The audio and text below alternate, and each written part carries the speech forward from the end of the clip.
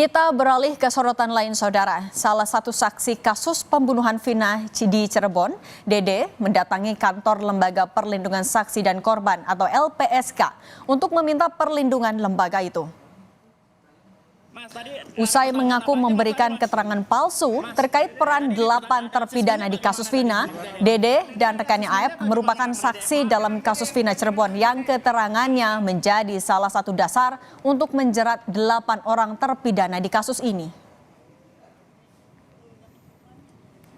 Kami sudah menghadap para komisioner LPSK dan diterima. Kemudian kami sampaikan permintaan kami untuk perlindungan bagi terpidana dan saksi-saksi yang kami miliki. Singkatnya, LPSK akan mengasesmen secepat mungkin akan memberitahu kami. Usai meminta perlindungan dari LPSK, Dede didampingi kuasa hukum dan politisi Deddy Mulyadi mendatangi Barreskrim Polri untuk mencabut keterangan yang pernah diberikan 8 tahun lalu serta membuat surat bahwa keterangan yang disampaikan adalah palsu. Sebagai saksi dari LPSK dan sekarang mohon maaf Dedenya harus difingit karena dia adalah saksi utama yang bisa memberikan keterangan yang bisa menyelamatkan 7 terpidana yang hari ini mendekam di penjara dengan vonis seumur hidup. Kemudian hari ini tim kuasa hukum juga kan sudah ada gelar di dalam dan hari ini akan bertemu dengan saya memastikan dan prinsipnya adalah surat pernyataan dari pencabutan keterangan yang terdahulu dan pernyataan bahwa seluruh kesaksiannya itu dulu adalah palsu, sudah disiapkan dan nanti akan diserahkan ke tim penyidik Barreskrim.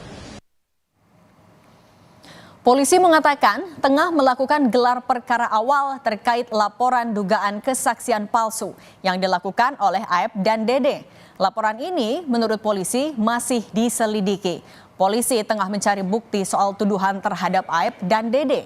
Selain itu, polisi juga masih memproses laporan terhadap Ibtu Rudiana. Pertanyaan apa aja Mas tadi, Mas?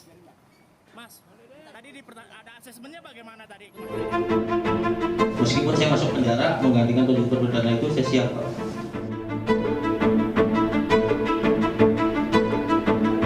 Saksi kunci kasus pembunuhan Vina dan Eki, Dede Riswanto, muncul ke publik usai ramai-ramai dilaporkan 7 terpidana kasus Vina soal dugaan kesaksian palsu.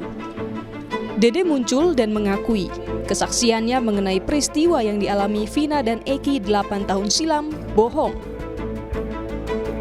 Nongkrong di warung, kalau warung itu benar Pak, warung malam hanya membeli rokok. Cuman ada segerombolan anak nongkrong, pelemparan batu, bambu, pengajaran, segerombolan motor ada di situ, sebenarnya nggak ada, Pak. Sudah diceritakan sebelum masuk BAP, sudah diceritakan. Hal lain yang diungkapkan Dede adalah soal alasan dirinya tak datang sebagai saksi di persidangan. Dede pun menyebut sosok Ibtu Rudiana yang ternyata memintanya untuk tidak datang saat persidangan kasus pembunuhan Vina dan Eki berjalan 8 tahun lalu. Pak, ada surat pengadilan datang, kata saya. Bagaimana ini? Nah, kata Pak Rudiana, udah nggak usah datang, katanya, biarin aja. Pengakuan Dede tentu menjadi harapan para terpidana pembunuhan Vina untuk bebas, serta memulihkan nama baik mereka melalui permohonan peninjauan kembali.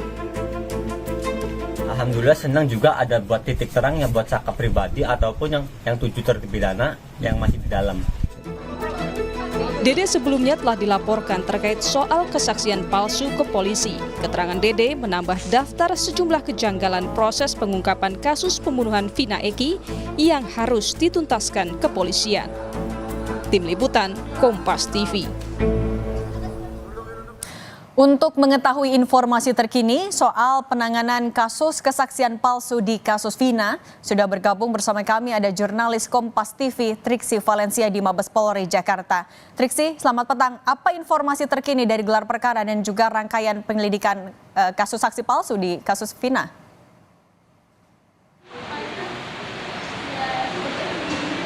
Ya, selamat petang Sidi dan juga saudara. Untuk sampai saat ini, informasi yang kami terima adalah gelar perkara awal sudah selesai dilakukan. Kalau tadi sekitar pukul 11 waktu Indonesia bagian Barat, pihak kepolisian ini melakukan gelar perkara awal, kemudian juga diikuti dengan datangnya pengacara ataupun juga penasihat hukum dari para pelapor, dan juga ada penasihat hukum dari pihak terlapor, yakni ada dari pihak DD yang juga ikut ke atas dan memberikan beberapa hal, seperti misalnya ada surat pernyataan, lalu kemudian juga ada keterangan-keterangan yang disampaikan mewakili kliennya, atau dalam hal ini adalah DD. Nah, terkait dengan apa yang menjadi gelar perkara, hasilnya, kemudian juga apa yang kemudian didalami dalam gelar perkara ini, Sidi dan juga saudara, kita dengarkan kutipan dari Dirtipidum Barreskrim Mabes Polri, Brigjen Juhandadi Raharjo berikut ini.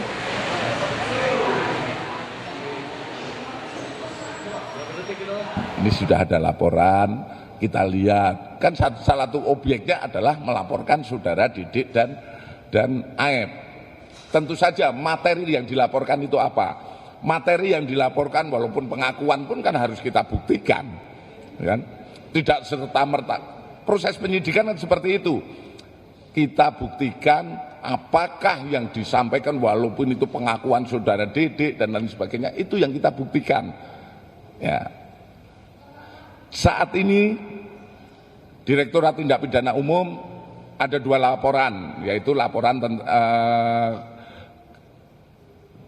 oleh para terpidana yang sekarang menjalani masa hukuman, yang melaporkan saudara Didik dan Aep.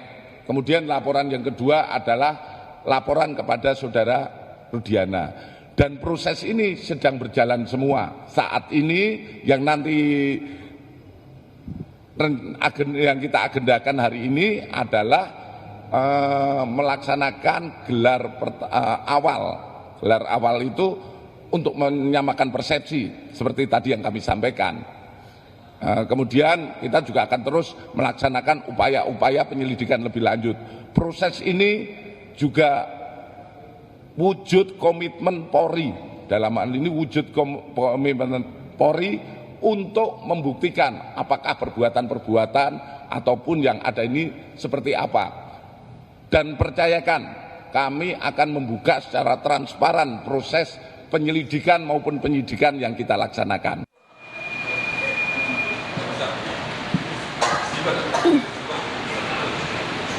Dalam gelar perkara awal, pihak kepolisian ini tentu mencari tahu dan juga mendalami bagaimana duduk perkara dari laporan-laporan yang masuk. Tadi sudah disampaikan ada 2 laporan, namun dalam gelar perkara pada hari ini adalah gelar perkara awal untuk kasus ataupun juga pelaporan terkait dengan keterangan palsu yang dilakukan ataupun yang disampaikan oleh Aep dan juga oleh DD. Selain itu juga pihak kepolisian mendalami terkait dengan objek pelaporan dan juga barang bukti. Ada barang bukti yang memang sudah disampaikan pada saat pelaporan awal, lalu kemudian juga pada saat hari ini gelar perkara awal tadi dikatakan oleh pengacara dari para terpidana juga membawa keterangan-keterangan maupun juga barang bukti baru.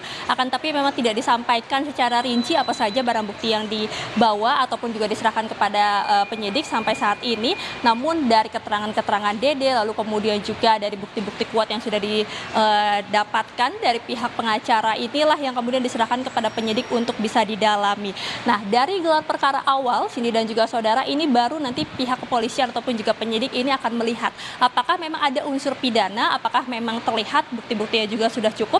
Nah, dari situlah baru nanti kesimpulannya pihak kepolisian ataupun juga penyidik ini bisa menaikkan statusnya dari penyelidikan menjadi penyidikan. Nah, ini masih berproses ini tentu saja karena baru kelar hari ini gelar perkara awal, jadi masih menanti apakah memang ditemukan unsur pidana dari para pelaporan, lalu kemudian juga dari bukti-bukti yang disampaikan, termasuk juga nanti akan dilanjutkan adalah meminta keterangan dari pihak DD yang dikatakan minggu depan ini akan memanggil dari DD memberikan keterangan untuk membuktikan dan juga mengklarifikasi dan juga menguatkan terkait dengan pelaporan maupun juga keterangan-keterangan yang sudah dikumpulkan dari pihak kepolisian untuk menentukan apakah memang ada unsur pidana maupun juga ini bisa dinaikkan menjadi penyidikan.